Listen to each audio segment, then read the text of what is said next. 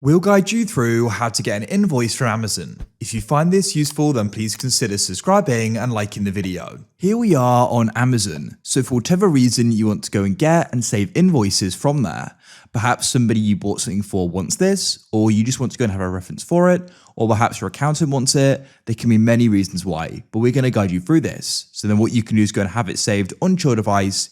You can go and print it out or just go and keep it on your device for whatever reason. So we're going to walk you through this step by step. Make sure this full guide to know exactly what you need to do. So what you want to do is go and find the order, the product, the item you want to go and get this for. So you can go and head to the bottom. You're going to see a person icon which you can tap on. Then at the top, you can go and press orders, or to the right of your orders, you can press see all. Alternatively, you can press the three lines at the bottom. And at the top here, you can go and press your orders. So there's different ways you can go and find your orders.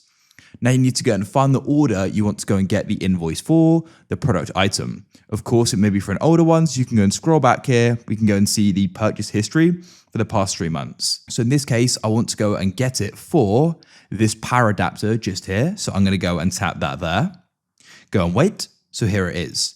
You are going to see quite a lot of different options and info here, but keep watching as we're going to guide you through the option and what you're looking for in order to go and get and save this invoice. So what you can then do here is go and scroll down, find the section for order info. Now you may have multiple options here. In this case, I've just got invoice, so I can then press download documents, and here it is.